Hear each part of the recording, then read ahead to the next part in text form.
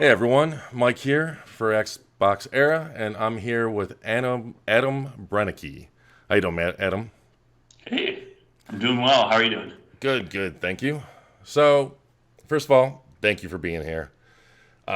Congratulations on the success with Grounded. I think last I checked, you guys had over 1 million players, which is insane. And so, you've been in Obsidian for 16 years, from what I understand. And you've worked on everything from Neverwinter Nights, Fallout New Vegas, Dungeon Seed 3, Pillars of Eternity 1 and 2, and now you're the director of Grounded. Um, Yeah, that's a lot of games. Yeah, it's been a long yeah, time. that's awesome. That's awesome.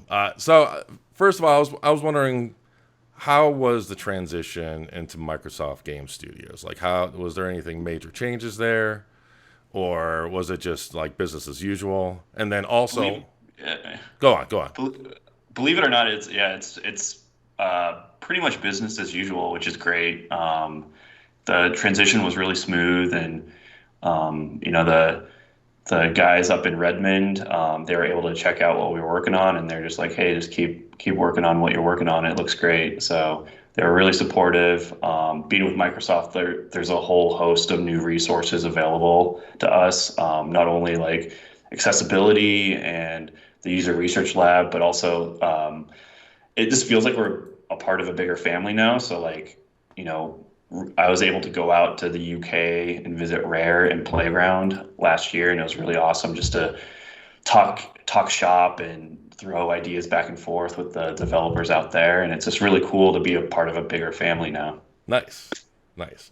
So, how did how was it approaching Xbox? Did you already have Grounded in development whenever you guys joined, or did that come after? And how was it approaching them with that idea?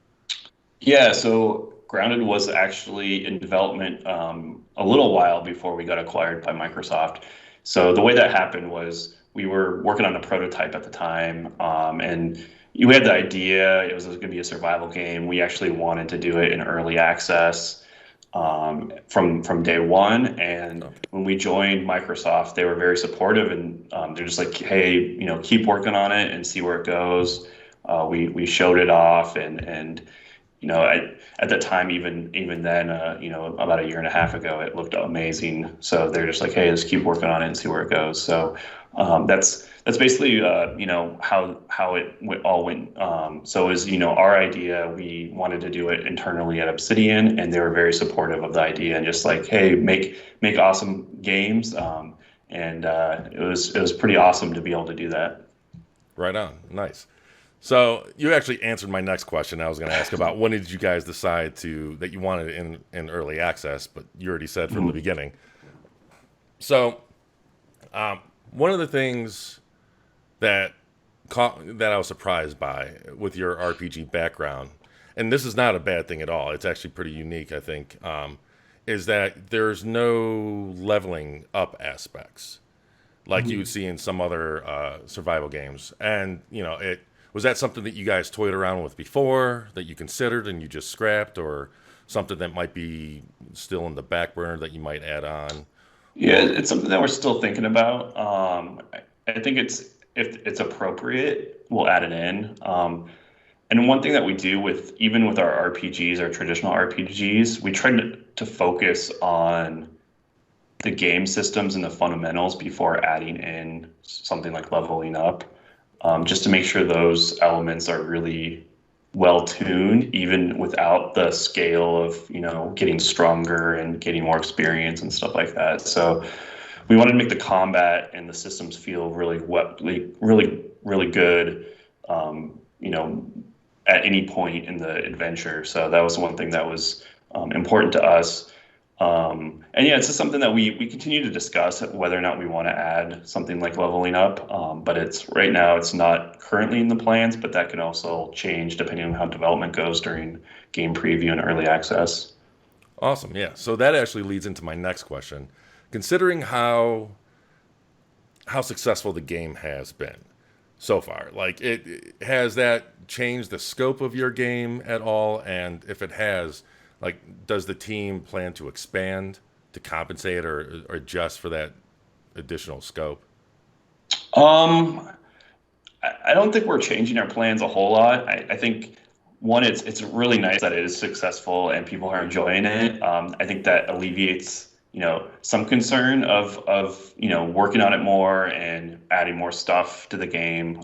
So at least for me as a director, like it's like, hey, I can push for more stuff now, and people are enjoying it, so that's always a awesome thing as a developer is when people enjoying your game, especially on the business side of things. It's a lot easier to have those conversations.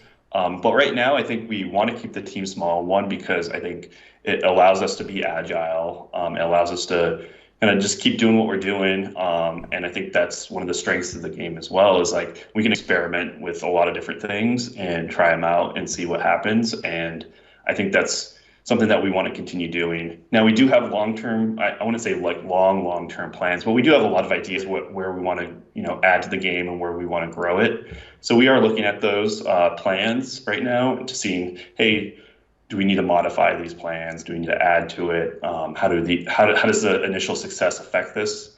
But ultimately, I think we're kind of just going to keep doing what we want to do and see where it goes.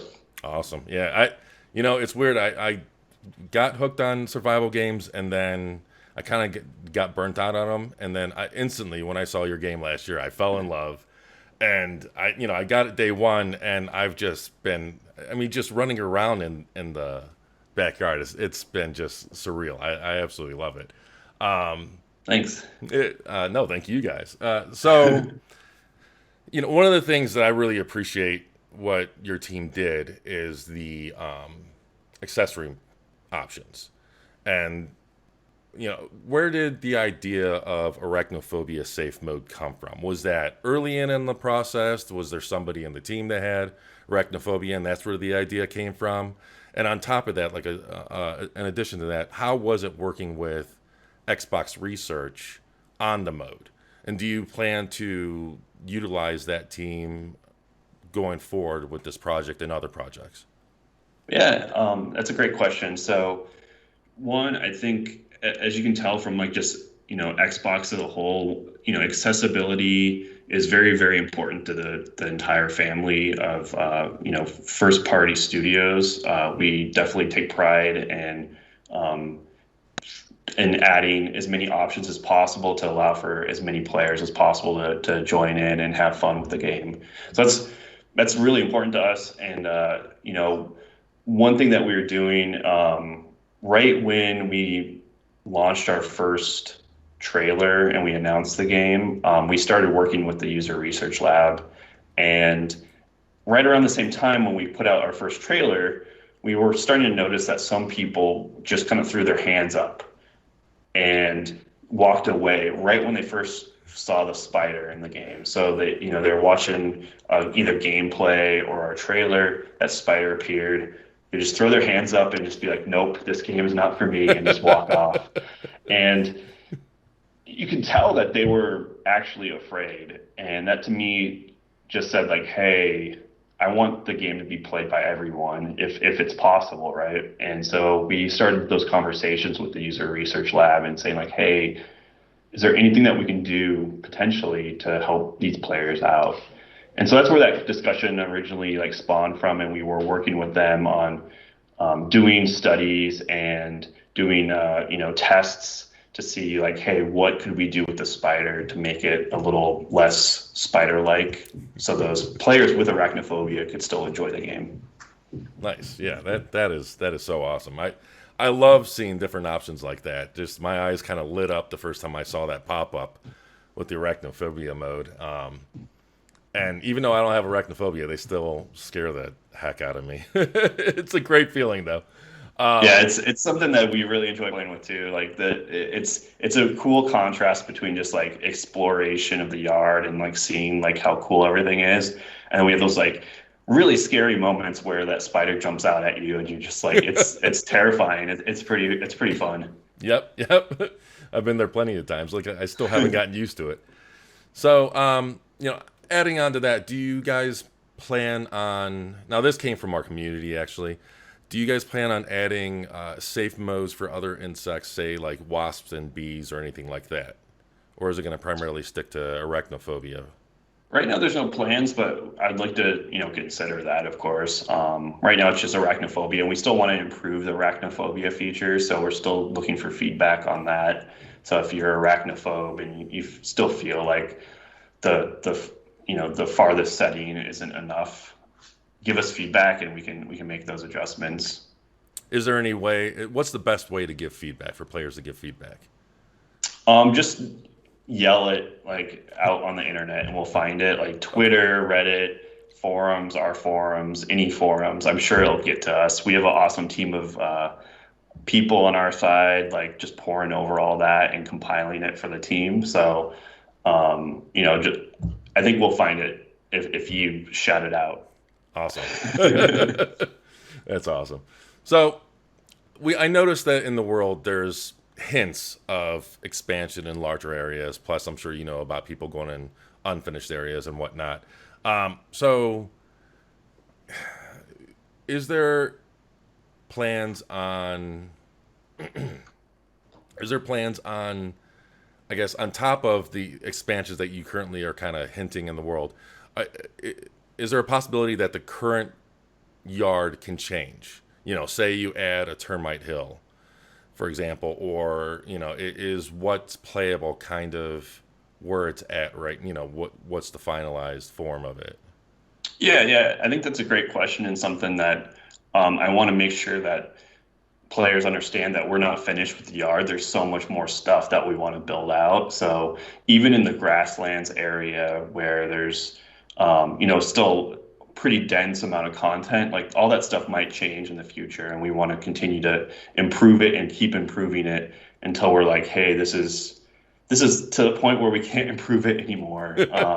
So yeah, the yard itself, there's so much more to do, and we have so much more plans just for the yard itself. So there's going to be new biomes, a lot more fleshed out content in terms of more areas to find, explore and find, and as you can see from the yard itself, we do have a lot of like the under construction tape. So those areas and behind those areas will definitely get more fleshed out. We want to add more insects to those areas and more things to find, craftables and that sort of thing. So yeah, I would say it's, the explorable space is relatively, in my mind, fairly small to the grand scheme of things right now. So we want to, we're just going to keep building it out over the course of early access. That is awesome. That is really awesome. So, okay, so that leads me to my next question. Man, you're making this easy. So, is there plans for either future DLC or just expansions in general where you add other areas, say the garage, or possibly even going inside the house? Anything like that? Yeah. I think that's a great question. I know a lot of people are asking about that. Right now, we're just focused on the backyard, and that doesn't mean we can't add like man-made objects and explore that stuff, because we do have a lot of man-made objects in the yard. So that's not out of the question of possibly finding some kind of unusual man-made stuff in the backyard. So we want to keep it in the backyard right now. Right now, we don't have any plans for DLC in terms of like the traditional paid DLC. There's nothing like that planned out. We're strictly focusing on, hey, let's build out the backyard. Let's finish the planned storyline, and let's see where it goes from there. Awesome. So with the existing yard, you have that tree that's, obviously part of the game. You guys make it a focus. Is there any plans to add, let's say, additional building blueprints, I guess, or additional gear so that you can have like grappling hooks to climb into the tree, or create an elevator to make like a tree house or something like that?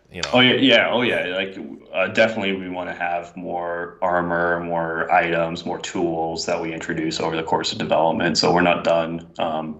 And there's a lot of awesome ideas that people have, such as like grappling hooks and other things that you can do tools wise to add more ways of traversing the yard and that sort of thing. Yeah, that's something that we totally want to explore and keep adding to that tool set that the player can Not only if it's this base building, so like more things to build bases out of, but also just tools that you can use.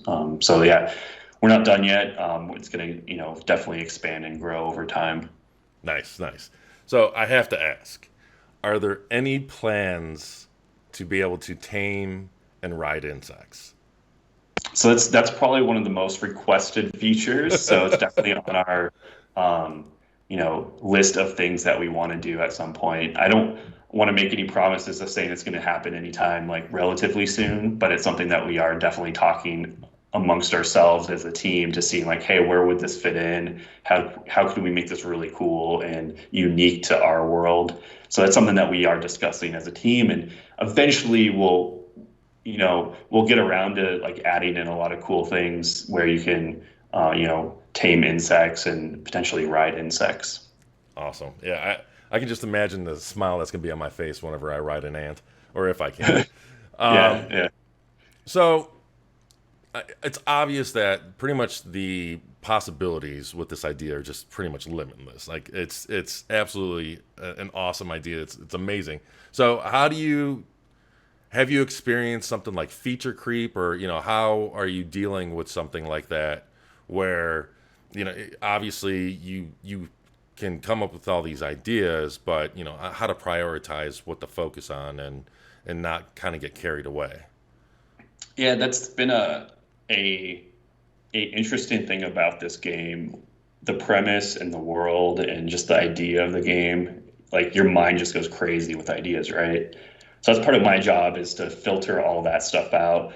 The team's there too, like figuring out what do we like and what do we not like, and trying to figure out what the best steps forward are.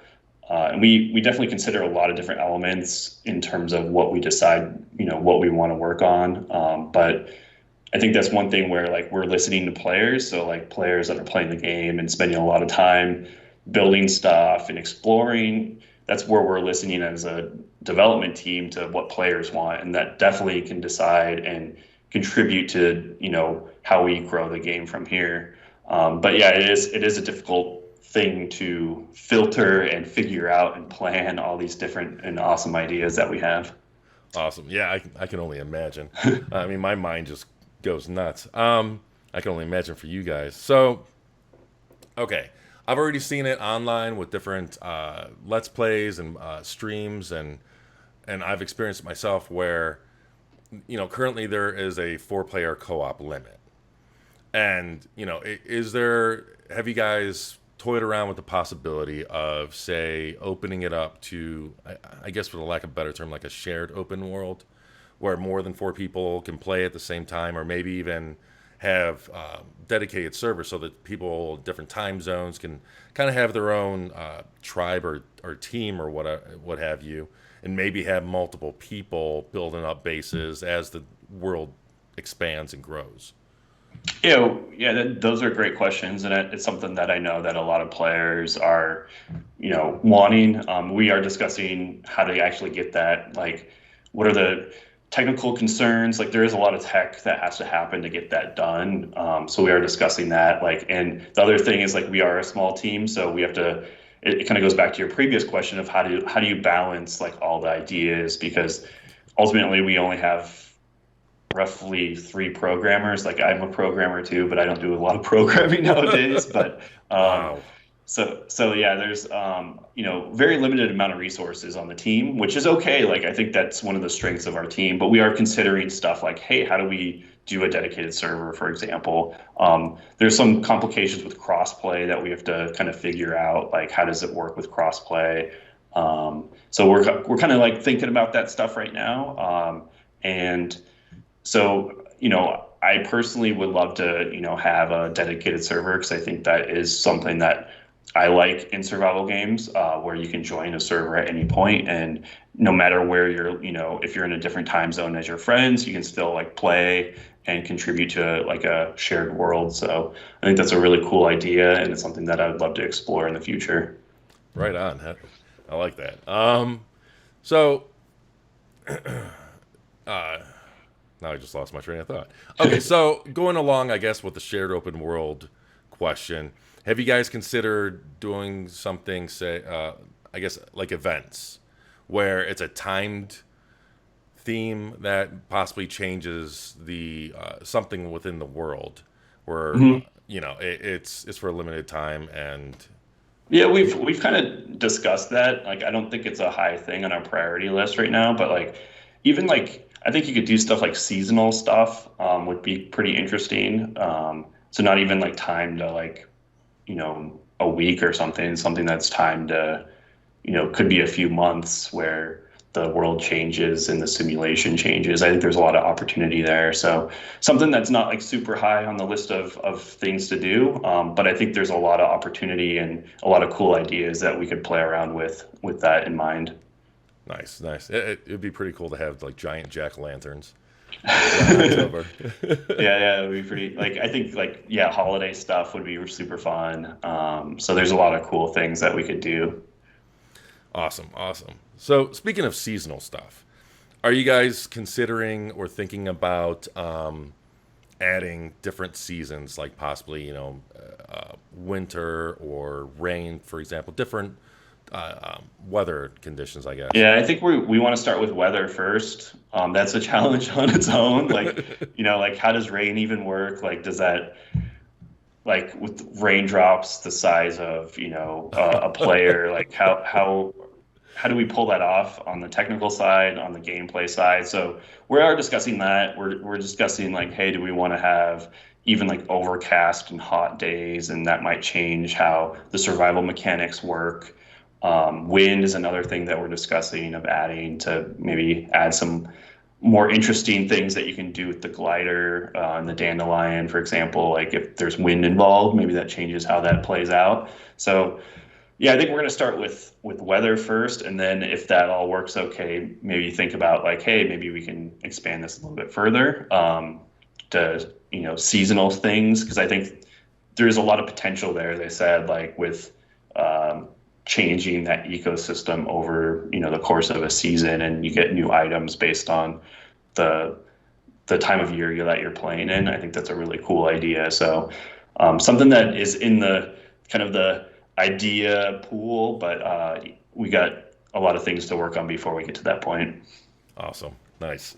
So the insects are the primary threat in the world.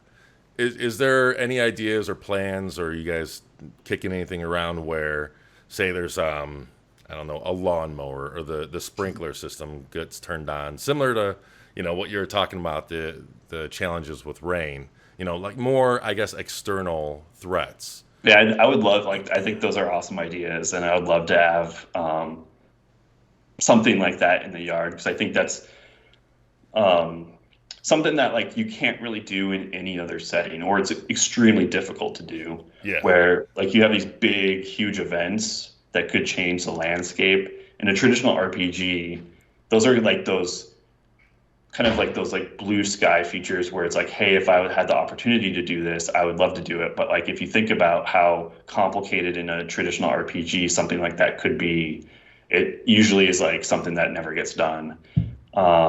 However, in Grounded, I think that's super fun to think about. Like, oh yeah, what if the sprinkler turns on? Like, what kind of disaster is that going to have in the backyard? And it's something that's so simple, right? And I think that's a really, really cool thing to think about. It's like, okay, like, what happens if we turn on the sprinkler? What happens if, it starts raining? Like, what kind of disaster does that cause to the player? It's really cool. yeah, heck yeah, it is. Yeah. Um, so again, insects are the primary threat. Are there any ideas on adding other non-insect type threats, say like a cat or rats or There's some ideas. Yeah, I don't want to spoil anything, but we do have some ideas that awesome, we want to add other things besides insects. awesome, and I'm. Yeah. Is it safe to say that you guys are also going to be like expanding the insects? You Oh know, yeah, eh, yeah, yeah. We definitely have a lot of awesome ideas. Like one thing that we weren't able to get in for launch was bees. Like so that's why there's some remnants of bees in the game right now. Like we had to. There were some issues with them flying around before we launched, so we had to pull out the bees. we want to fix those things up and add the bees back in. So like we do have a lot of insects that we have planned that we want to, add in. Once you add in a flying insect, it makes base building a lot more interesting just because you can now be attacked from the air, for example. So I think just adding insects allows for more crafting, more enemies to fight. It also changes the ecosystem. So that's another thing that we always think about is like, okay, when we add this insect in, what does it eat? What eats it? How does it behave? When does it sleep? Where does it, what is it attracted to? What repels it? And I think all those things, like whenever you add something, it's going to change the backyard pretty significantly. Awesome. Yeah, the ecosystem is just so impressive. I gotta say, for such a small team, you guys nailed it. Um, so Thanks. Yeah, it's something that we were really one of those things that we spent quite a bit of time like figuring out, and I think we have a really good groundwork now that we can build off of and add a lot more cool things to that ecosystem. awesome. So early on, right now, the amount of story in the game is pretty minimal. But obviously, Obsidian is known for their stories. And how do you go about balancing player freedom, but also with more of a narrative edge? Yeah, it's something that we're experimenting with a lot of different things. Like how do we tell a good story in a sandbox environment? How do you do it in a multiplayer environment without slowing the game down? How do we like really tell a story through just the environment? How do you do it with just things that you find that really doesn't slow the game down, and like how can we add more mystery to the yard? So we're like focused on those things.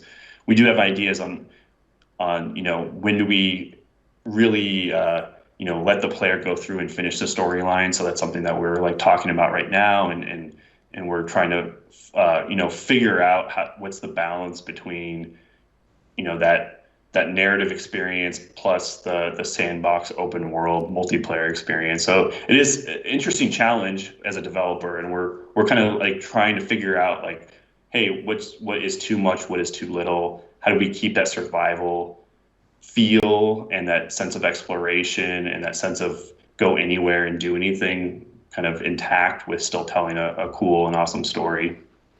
Awesome, nice. So that I guess this probably would have been in question more appropriate in the beginning. But what brought you guys to create a survival game for especially with your RPG background?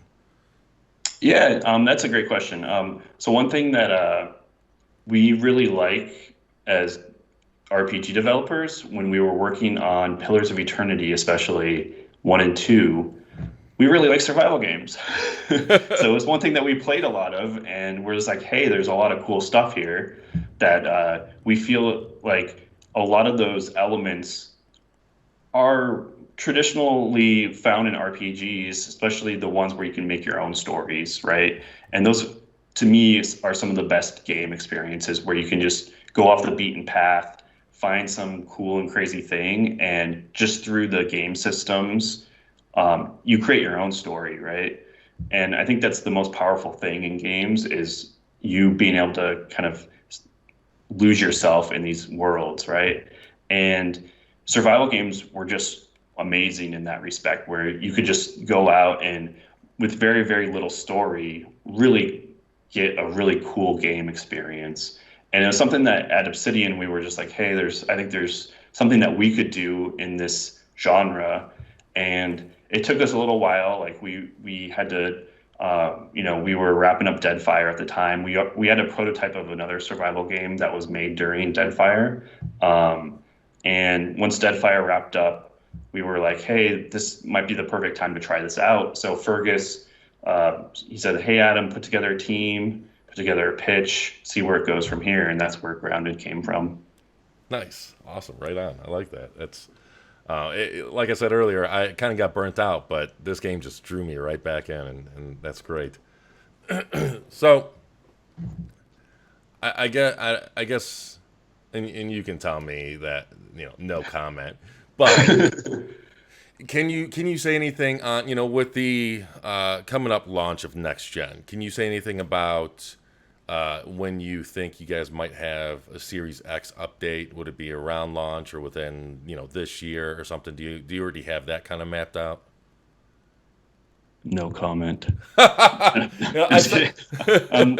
We're working on it. So when we have a better sense of when that, what it's going to be and when the release date is, we'll definitely announce that. But there's definitely things that we are working on in regards to that. So I think that's something that we are interested in doing. Awesome, nice. Okay, so I just had to make sure to get that one out there. So, what the music has been kind of interesting because the instantly I was drawn the moment the title screen came on. It just absolutely amazing, and then just throughout playing the game, it dynamically changes, and it's not distracting but it like any good music, it adds to the experience. Um, how did you guys choose to go with the style that's in the game? What kind of, I guess, very 80s influence, I guess. Well, thanks for pointing that out. We have an awesome composer. He's composed the music for a lot of our more recent games, including Pillars of Eternity 1 and 2, Oh wow. and The Outer Worlds. His name's Justin Bell. So he's our audio director at the studio, but he also composes most of our music.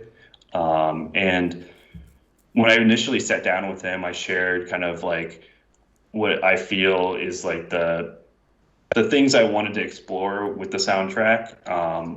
The game is set in 1990, so we really wanted, I think you were right, it kind of brings that feel of like the 80s. So we definitely chose the instrumentation and the style of music very appropriately for that. And I'm glad I gave you that feel. 'Cause that was intentional. So yeah, we wanted to kind of like get that nostalgia feels of that time period.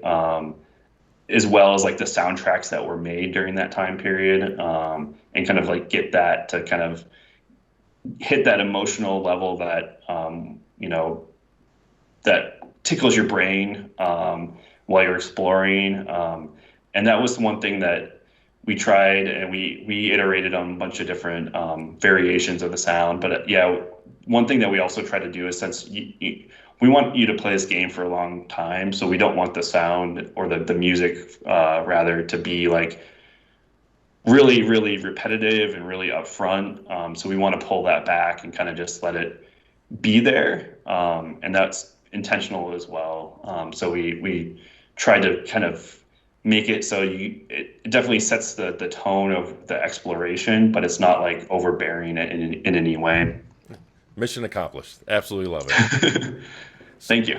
So you already touched on, how you had to hold back the bees on for the initial early access release. Are there any other ideas that are currently on the cutting room floor that you might revisit later?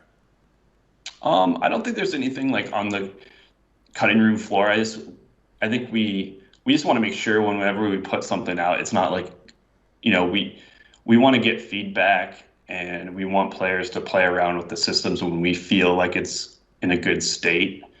And we just felt like bees weren't really like, they weren't working quite the way that we wanted them to. So we just decided to like, hey, let's take up let's just remove them. We still have like the bee armor that you can still craft, or find rather. And, that this is something that I think we want to continue to figure that out during early access of like, hey, how much prototype stuff can we put in without, really destroying some of the experience for people? Because our goal is also to make polished stuff, and we want to make sure that it's the best stuff that we're putting out there, just so one, we get the best feedback too. So it's something that I don't think,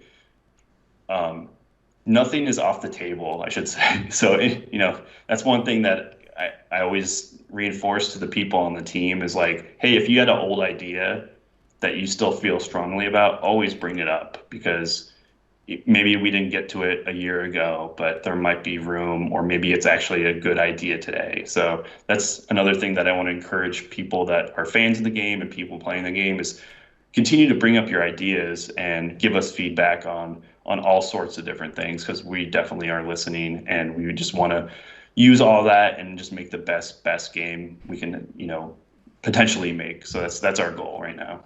Right on, right on. Is there still room? Like, are you still planning on making changes to actual mechanics themselves? Like, say the Oh yeah. combat. Yep. You know, Yep. Yeah, um, there's going to be a lot of changes. So that's another thing I just want to make sure that people understand. Like we're definitely going to make changes to, if something isn't good or something's not working out quite right. Like we want to change it. So especially if we can change it for the better. So that's one thing that we always are doing, and that's how a lot of these things came to be in the game. Is like we've iterated over this stuff a lot already. And we want to continue to iterate on it, especially with all the feedback that we're getting. nice. So currently you have the 4 key characters, and to kind of go along with my question earlier on expanding it to like an open world. Do you have plans? Sorry, No, sorry about that. you're good. You're good. Do you have plans to add more playable characters, or is it going to kind of be set on these 4? Right now, we're just focused on these 4 characters. There's still a lot to do with the 4 characters, and we want to tell their story. And so it's something that we want to make sure that, like, they're fully fleshed out before we look at expanding the roster. Okay. Yeah. Then, you know what? Again, you're making this almost too easy, because my next question was: are we going to learn more about the background of these? You get some, especially through their dialogue whenever you're playing the game, and it's just I was wondering how deep we would get into learning about. I would hope that we learn about how they got in the situation, but just about the characters themselves. Yeah, yeah, and yeah, there's a couple more ideas that we have that we want to try out to tell more story about the characters. So, we're working to figure out, like, hey, is there any other way besides like the banter and just like the conversations with Burgle, for example? Like, is there any other way that we can tell their story? Nice, nice.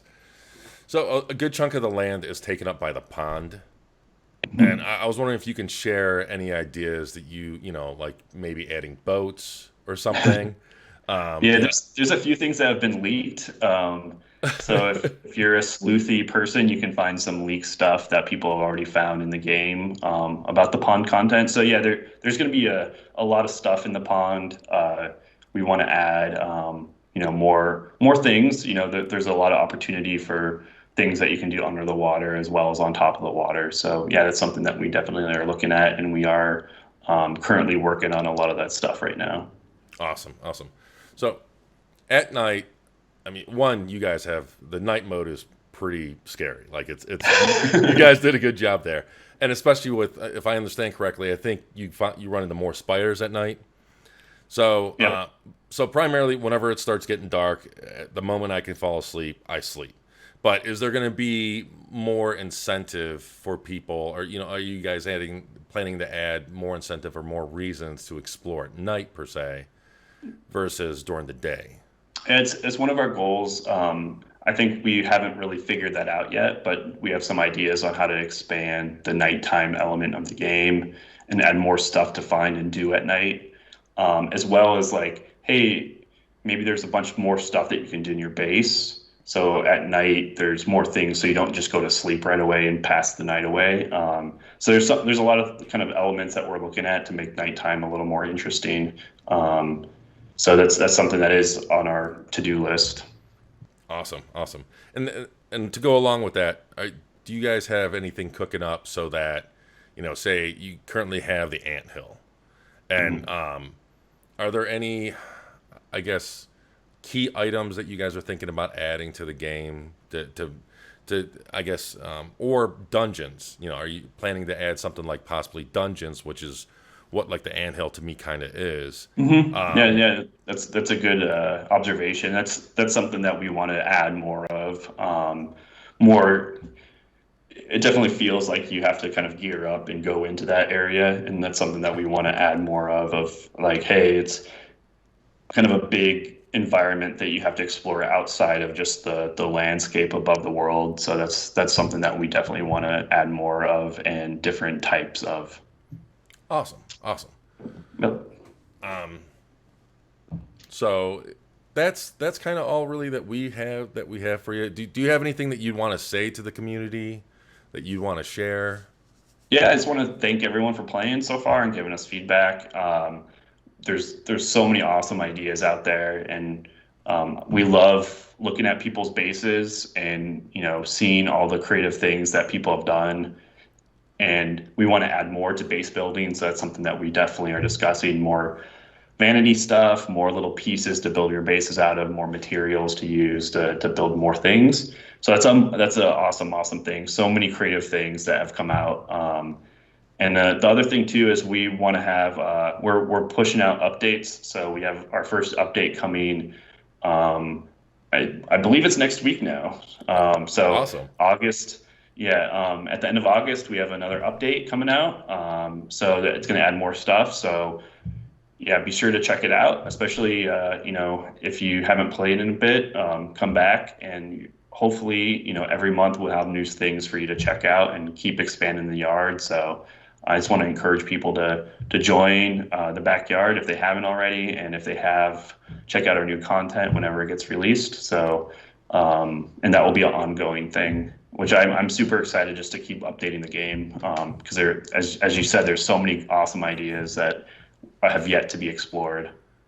Awesome. I honestly cannot wait. I've been hooked on this game. It's crazy because I just go around and build stuff, and I absolutely love it. Well, Adam, thank you so much for taking the time, and thank you and your entire team for the excellent work and everything, especially during these times. Let them know that everyone at our team just absolutely appreciates everything you guys do. Thanks so much, Mike. My pleasure, and thanks again for having me. Awesome. Later, guys.